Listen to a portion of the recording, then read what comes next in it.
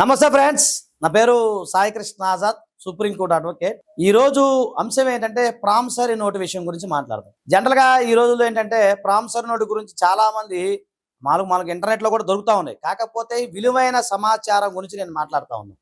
Promissory note అనేది గుర్తుపెట్టుకోండి, 3 years దాటితే చెల్లదు. కాబట్టి మీరు ఎవరికైనా సరే మీరు డబ్బులు ఇచ్చిన తర్వాత 3 years దాటిన తర్వాత మీరు డబ్బులు వసూలు చేసుకోలేరు. మీరు ఎవరి దగ్గరైనా డబ్బులు తీసుకున్న తర్వాత 3 years దాటితే మీకు వాళ్ళకి ₹1 కూడా చెల్లించాల్సిన అవసరం లేదు.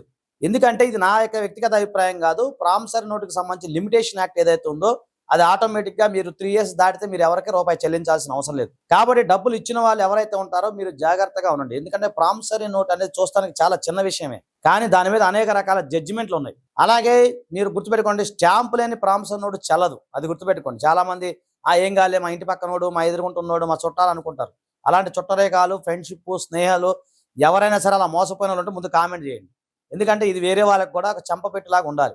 ఓకేనా ఫ్రెండ్స్? ఇంకొకటి విషయం చెప్తున్నాను, ప్రామిసరీ నోటు అనేది ఏదైతే ఉందో అది మీకు 3 years వరకే వ్యాలిడిటీ ఉంటుంది.